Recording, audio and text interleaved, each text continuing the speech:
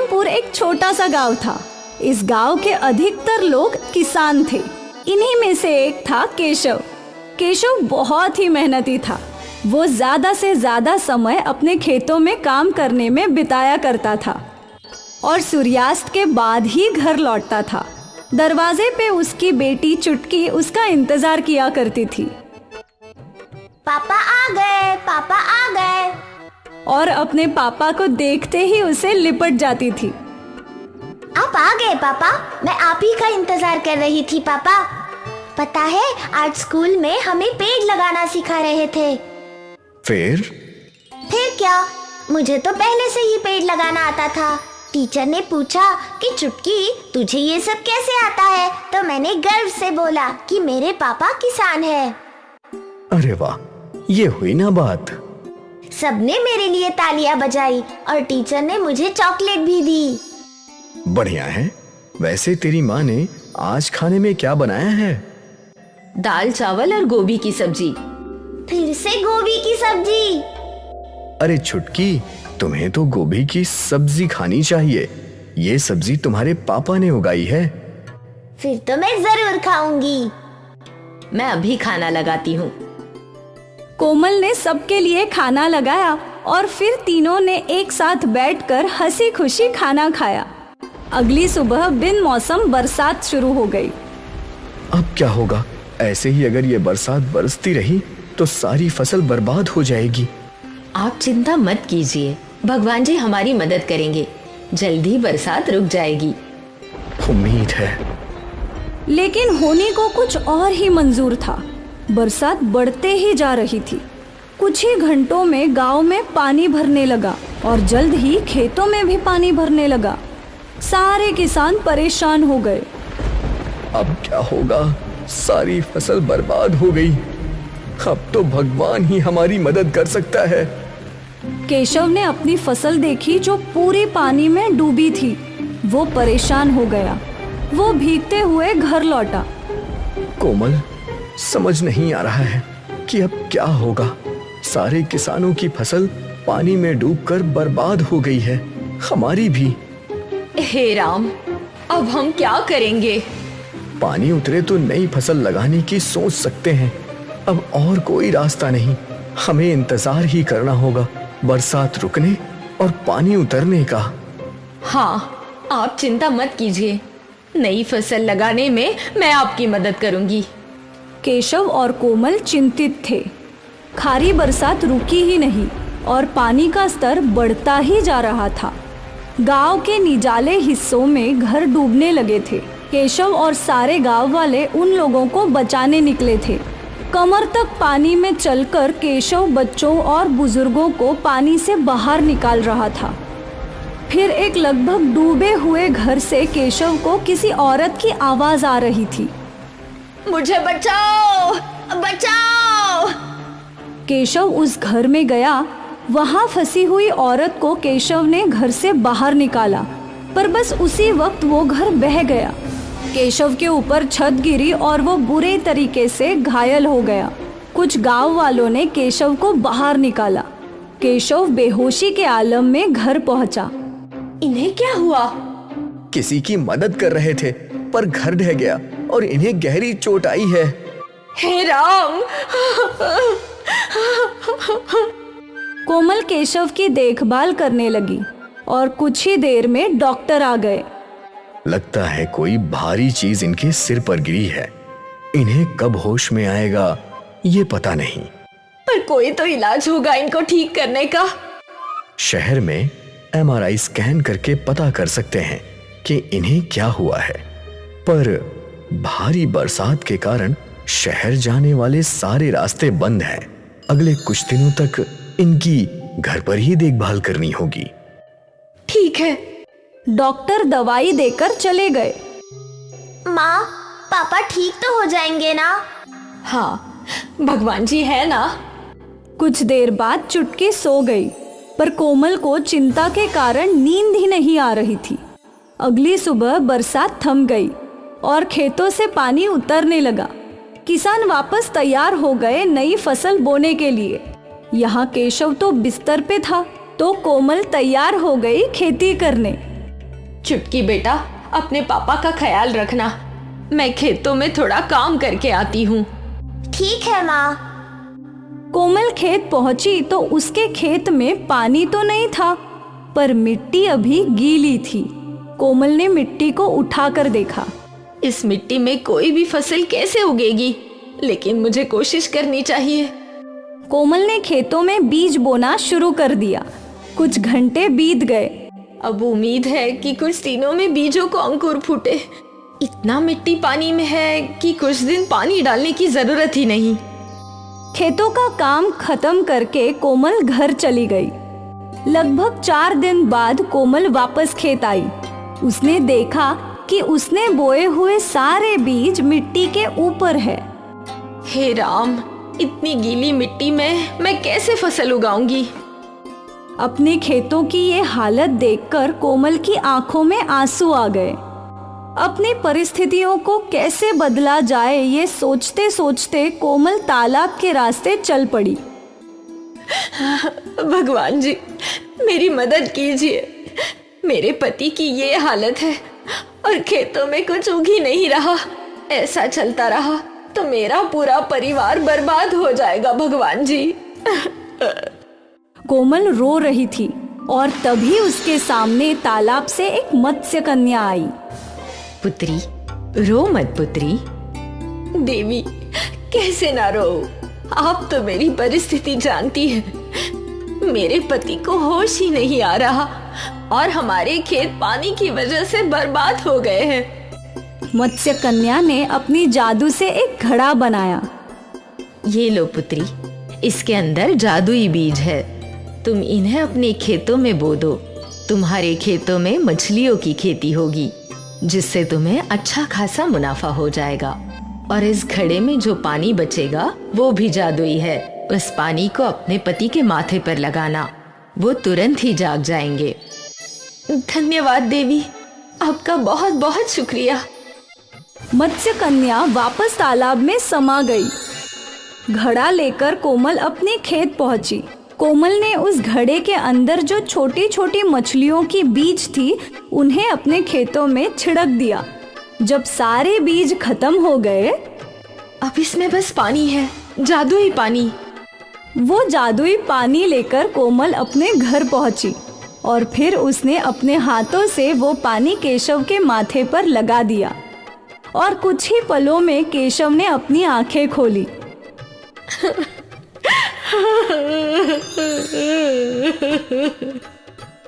कोमल, छुटकी। पापा। चुटकी ने अपने पिता को गले लगाया। केशव और कोमल की आंखों में अभी भी आंसू थे। मैं कितने दिनों से बेहोश था? 5 दिनों से। आपको होश इस जादुई पानी से आ गया है। कोमल ने केशव को जादुई पानी और मत्स्य कन्या की घटना बताई। मछलियों की खेती? हाँ, मैंने बीज बिखेर दिए हैं। ठीक है, खेत चलो, देखते हैं। जब तीनों खेत पहुंचे तो वहां जमीन में मछलियां लगी हुई थी। ये तो अद्भुत है। हाँ, उस देवी ने कहा था कि इस फसल से हमारा अच्छा खासा मुनाफा होगा। हाँ बिल्कुल। केशव और कोमल ने सारी मछलियां जमीन से बाहर निकाली। फिर इन मछलियों को बेचकर उन दोनों का अच्छा खासा मुनाफा हो गया। सोचा नहीं था कि उस बाढ़ के बाद हमको पेट भर के खाना भी नसीब होगा, पर ये देखो, हमें इतने सारे पैसे मिल गए। ये सब उस जादुई मत्स्य कन्या की कृपा है। केशव और कोमल ने उस मत्स्य कन्या का धन्यवाद किया। केशव ने बाढ़ में फंसे लोगों की मदद की और मत्स्य कन्या ने केशव और उसके परिवार की मदद की। इसलिए कहते हैं, कर भला तो हो भला। विष्णु ने अपने समाज के बाहर शादी की थी, इसलिए उसे गांव से दूर रहने की सजा मिली थी। विष्णु अपर्णा अपनी बेटी पल्लवी के साथ खाड़ी के पास रहते थे। रोज सवेरे विष्णु मजदूरी के लिए दूसरे गांव निकल जाया करता था। रास्ते में वो पल्लवी को भी उसके स्कूल छोड़ता था। यहाँ घर में अपर्णा अकेली रहती थी। घर का सारा काम करने के बाद भी उसके पास समय रहता था, इसलिए वो खाड़ी से मछलियाँ पकड़ती थी। रोज मछलियाँ पकड़ पकड़ कर अपर्णा इस काम में माहिर हो गई थी। अब वो अपने हाथ से ही मछलियाँ पकड़ सकती थी। ये हुई ना बात, आज तो मछली फ्राई पकाऊंगी। जो भी मछली अपर्णा खाड़ी में पकड़ती थी उसे वो घर ले जाकर साफ करके पकाया करती थी। खुशबू तो बहुत अच्छी आ रही है, उम्मीद है स्वाद भी अच्छा ही होगा। शाम को जब विष्णु और पल्लवी घर लौटते थे तो अपर्णा उन्हें खाने के साथ साथ मछली भी देती थी। चक्कर बताओ, आज कैसी बनी है? माँ, इसमें चखना क्या है? आपने बनाई है तो अच्छी ही बनाई होगी। अच्छा, ऐसी बात है? हाँ माँ, मैं जब आपके हाथ से बनी मछली अपने दोस्तों को खिलाती हूँ ना, तो वो लोग पूरा डिब्बा चट कर जाते हैं और फिर बोलते हैं कि तेरी माँ बहुत अच्छी मछली बनाती है। अच्छी बात है। हाँ हाँ, मछली तो तुम बहुत ही अच्छी बनाती हो अपर्णा, इसमें कोई शक नहीं।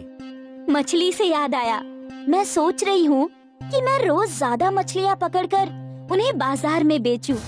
इससे मुझे कुछ पैसे भी मिल जाएंगे।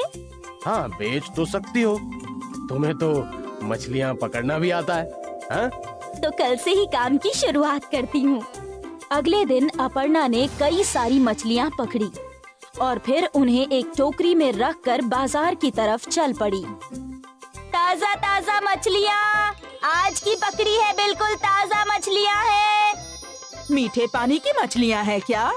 नहीं दीदी, खारे पानी की मछलियाँ हैं, खाड़ी की। नहीं नहीं, मुझे नहीं चाहिए।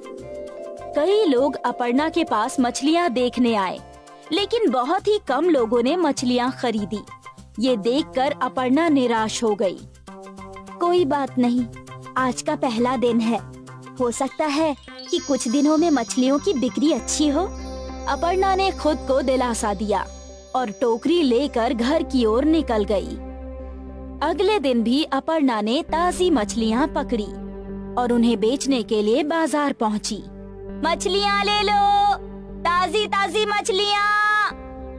आज भी वही हाल था, मछलियाँ बिक ही नहीं रही थी। ऐसा कई दिनों तक होता रहा और फिर अपर्णा पूरी तरह निराश हो गई।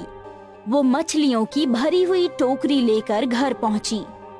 उदास होकर उसने खाना पकाया। विष्णु जब घर लौटा तो वो समझ गया था कि उसकी पत्नी का मूड खराब है। क्या बात है अपर्णा? सोचा था कि मछलियाँ बेचकर कुछ पैसे कमा लूंगी, पर मेरी मछलियाँ तो कोई खरीदता ही नहीं। अरे, मछलियों के बदले अगर तुम अपना मछली भात बेचती तो सब खरीदते। आप भी ना मेरा मजाक उड़ा रहे हैं। अरे नहीं नहीं, मैं तुम्हारा मजाक क्यों उड़ाऊंगा, मैं सच बोल रहा हूँ। तुम स्वादिष्ट मछली भात बनाती हो और मछलियाँ खुद ही पकड़ती हो, तो तुम दाम भी कम रख सकती हो। एक बार सोच कर देखो। विष्णु ये बात बोलकर घर के बाहर चला गया और अपर्णा इस बात के बारे में सोचने लगी। सभी लोग मेरी मछली भात की तारीफ करते हैं, तो मैं एक बार कोशिश करके देख ही सकती हूँ। मुझे तो वैसे भी पैसे ही कमाने हैं, मछली से कमाऊं या फिर मछली भात से, क्या फर्क पड़ता है। अब अपर्णा के चेहरे पर मुस्कान आई और वो एक और कोशिश करने के लिए तैयार थी। अगले दिन अपर्णा ने ताजी मछलियाँ पकड़ी और फिर उन मछलियों को पकाया। जब सब तैयार हो गया तो अपर्णा ने एक डिब्बे में मछली और दूसरे डिब्बे में भात भर लिया और वो झोला लेकर घर से बाहर निकल गई। अपर्णा बाजार में पहुंची। मछली भात, बस 25 रुपए में मछली भात। मछली भात सुनते ही ग्राहक खींचे चले आए। ताजा मच्छी है ना? हाँ, आज सुबह ही पकड़ी है। ठीक है, मुझे एक प्लेट दे दो। अपर्णा ने उस आदमी को एक प्लेट मछली भात दी। वो आदमी वहीं खड़े रहकर खाने लगा। उसकी मछली की खुशबू फैलने लगी और कई और ग्राहक अपर्णा के पास आए। मुझे भी एक प्लेट देना। जी। जैसे जैसे ग्राहक आते जा रहे थे, अपर्णा सभी को मछली भात देती जा रही थी। वो खुश थी। हर प्लेट के उसे 25 रुपए मिल रहे थे। और थोड़ी देर में ही उसका सारा मछली भात खत्म हो गया और वो अपने घर की ओर चल पड़ी। शाम को जब विष्णु घर आया तो अपर्णा ने विष्णु के सामने जलेबी रखी। जलेबी? अरे ये किस खुशी में? तुम खाओ तो बताती हूँ। तीनों जलेबी खा रहे थे और अपर्णा ने विष्णु को आज का किस्सा सुनाया। मैं नहीं कहता था कि तुम्हारा मछली भात बहुत बिकेगा। अब लाओ, मुझे भी मछली भात खिलाओ। अरे रे, वो तो सारा बिक गया। क्या? और उस दिन से अपर्णा के मछली भात का व्यापार चल पड़ा। लोग इंतजार करते थे कि कब अपर्णा बाजार आएगी। अरे वो देखो, मछली भात वाली आ गई। उसके आते ही उसके आसपास भीड़ जमा हो जाया करती थी। अपने कमाए हुए पैसों से अपर्णा ने घर की मरम्मत करवाई। विष्णु भी अपर्णा का हाथ बटाता था मछली भात बनाकर बेचने में। विष्णु ने मजदूरी करनी छोड़ दी। मियाँ बीवी मिलकर मछली भात बेचते थे। बाजार में उनकी दुकान भी खुल गई थी। मछली भात का बिजनेस चल पड़ा और थोड़े ही दिनों में पूरे गांव में अपर्णा मछली भात वाली मशहूर हो गई। अब उसका पूरा परिवार इसी काम में उसका हाथ बटाने लगा। रामनगर में सोहन नाम का एक मछुआरा रहता था। उसके पास बड़ी सी नाव थी जिससे वह रोज सुबह जाकर नदी में मछलियां पकड़ा करता था। सोहन उस गांव का सबसे अमीर मछुआरा था। सभी मछुआरे सोहन की इस बात से बहुत जलते थे, लेकिन सोहन रोज सबसे ज्यादा मछलियां पकड़ कर लाता और उन्हें बाजार में ले जाकर बेच देता था। अरे सोहन भैया, तुम इतनी सारी मछलियाँ पकड़ लाते हो, तुम्हारी तो बहुत अच्छी कमाई होती होगी। जो भी है ऊपर वाले की देन है, उनके वजह से सब कुछ भला चंगा चल रहा है।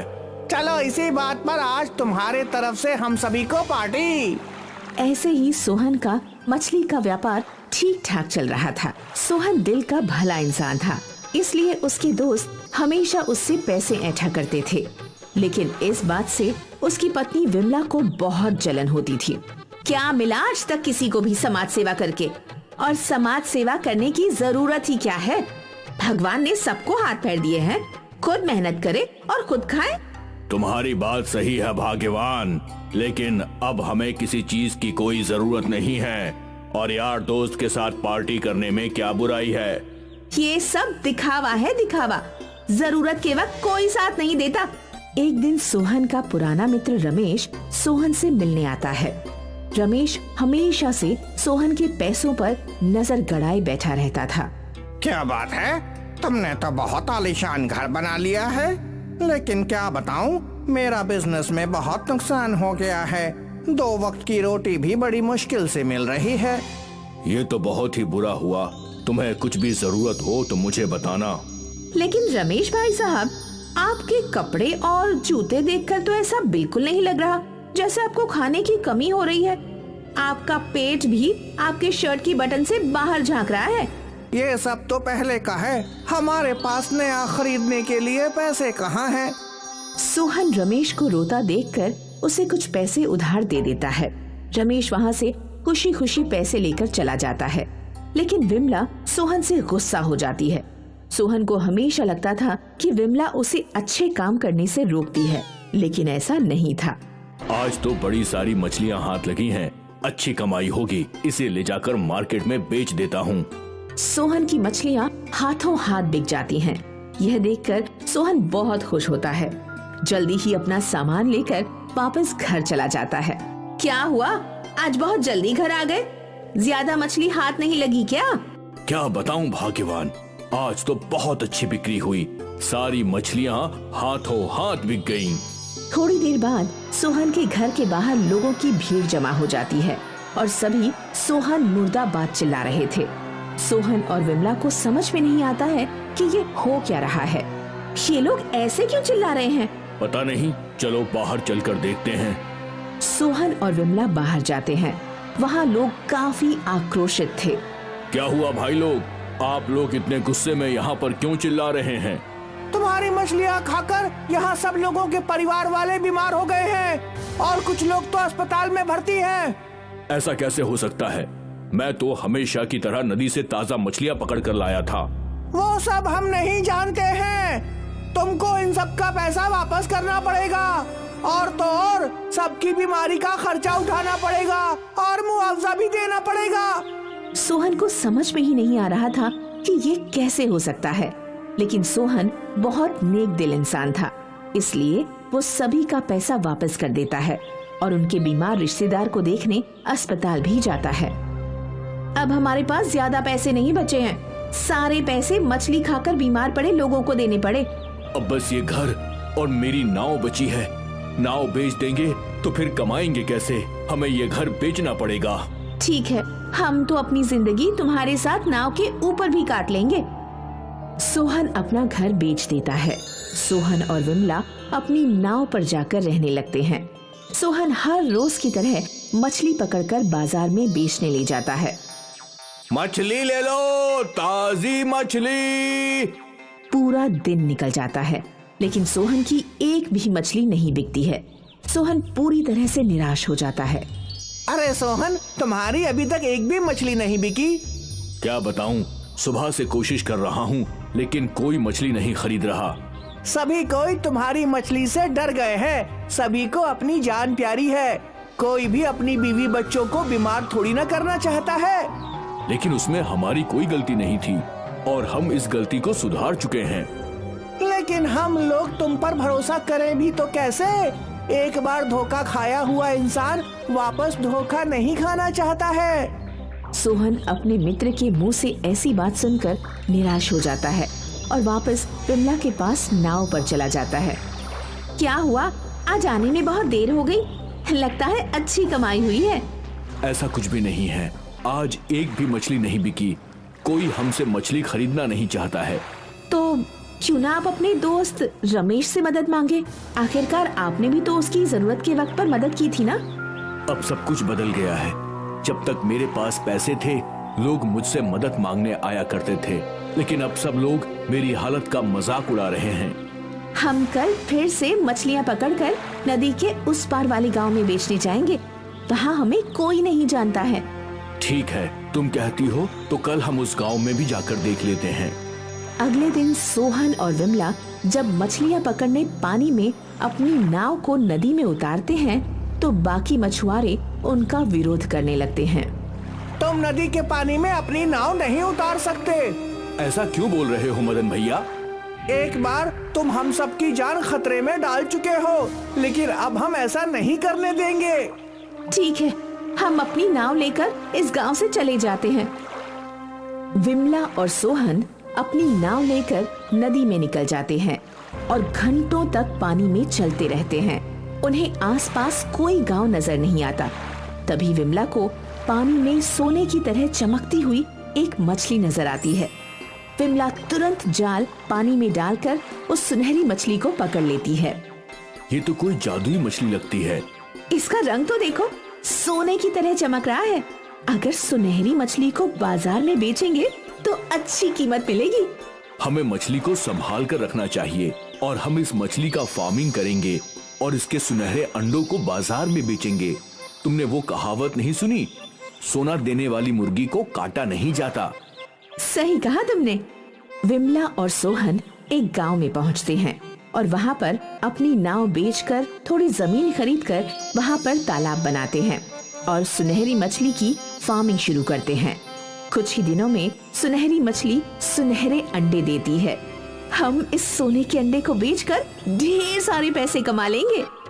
धीरे धीरे सोने के अंडे को बेचकर विमला और सोहन फिर से अमीर बन जाते हैं और वापस अपने गांव चले जाते हैं। सोहन के पास पैसे देखकर गांव वाले फिर से सोहन से पैसे मांगने आ जाते हैं। अरे दोस्तों की बातों का बुरा नहीं मानते हैं, तू तो मेरा जिगरी यार है। झूठी दोस्ती का दिखावा करना बंद कर दो। हमें जब जरूरत थी तो तुमने हमें ताना मारकर हमारा मजाक बनाया। चले जाओ यहाँ से। सोहन इंसान को पहचानने लगा था और धोखेबाज दोस्तों से दूर ही रहता था। सुनहरी मछली की मदद से उसकी जिंदगी अच्छे से कट रही थी। वसई गांव में एक पढ़ा लिखा नौजवान था, योगेश। योगेश की शादी उसी के गांव की एक लड़की शेवंता से हुई थी। शेवंता एक मच्छीमार परिवार से थी। शादी के बाद दोनों बहुत खुश थे। शेवंता योगेश को रोज टिफिन दिया करती थी और योगेश रोज अपने दफ्तर चला जाया करता था। इनकी जिंदगी अच्छी कट रही थी और फिर 2 साल बाद शेवंता ने एक बेटे को जन्म दिया। अब दोनों की खुशियों का ठिकाना नहीं था, लेकिन एक दिन योगेश हाथों में एक चिट्ठी लेकर घर लौटा और वो उस चिट्ठी को पकड़कर रोने लगा। काय झाला? तुम काय को रो रहे हो? मेरी नौकरी। क्या हुआ नौकरी को? मैं जहाँ काम करता था वो कंपनी बंद हो गई और अगो भाई, लेकिन तुम रो मत। हाँ, तुमको कोई और नौकरी जरूर मिल जाएगी। लेकिन अब घर का खर्चा कैसे चलेगा? योगेश फूट फूट कर रोने लगा और पूरा दिन काम करते करते शेवंता सिर्फ अब घर खर्च के बारे में ही सोच रही थी। और रात को सोते समय, तुम फिक्र मत करो, मैं कुछ न कुछ जरूर कर लेगी। और फिर तुम भी दूसरी नौकरी ढूंढ ही रहे हो ना, ये बुरा वक्त है, जल्दी ही बीत जाएगा। और अगले दिन सुबह सुबह शेवंता मच्छी खरीदने दरिया के पास पहुंची। उसने मछुआरों से मछलियां खरीदी और उन्हें पैसे दे दिए और फिर गांव लौटकर, मछली वाली, ताजी ताजी मच्छी ले लो। शेवंता गांव-गांव घूमकर मछलियां बेचने लगी। उसे दिन भर में अच्छे खासे पैसे मिल जाया करते थे। मिले हुए पैसे में से शेवंता कुछ पैसे अपने घर खर्च के लिए रखती थी और कुछ पैसे अलग से संभाल कर रख दिया करती थी। शिव भी रोज तैयार होकर काम की तलाश में निकल जाया करता था, लेकिन रोज निराश घर लौटता था। ये सिलसिला कई महीनों तक चलता रहा। शेवंता रोज मछलियां बेचा करती थी। मछली वाली, ताजी ताजी मच्छी ले लो। और फिर शाम को जब योगेश निराश बैठा करता था तो वो उसे तेल की मालिश किया करती थी। एक दिन शेवंता ने देखा कि उसके जमाए हुए पैसे अच्छे खासे हो चुके थे। वो योगेश के पास गई। मैं क्या कहती है, तुमको नौकरी क्यों करनी है? तुम कोई व्यापार क्यों नहीं करते? व्यापार करने में पूंजी लगती है, वो कहाँ से लाऊंगा? शेवंता वो बचाए हुए पैसे ले आई। ये मैंने जमाए हैं, तुम इससे अपना व्यापार शुरू कर सकते हो। शेवंता के जमाए हुए पैसे देखकर योगेश की आंखें भर आईं। और फिर योगेश ने गांव में एक दुकान खोली। इसके बाद योगेश और शेवंता की आर्थिक स्थिति धीरे धीरे बेहतर होने लगी और फिर शेवंता ने गांव में घूम घूम कर मछलियां बेचना भी बंद कर दिया। इस कहानी ने हमें ये सिखाया कि कोशिश करने वालों की कभी हार नहीं होती।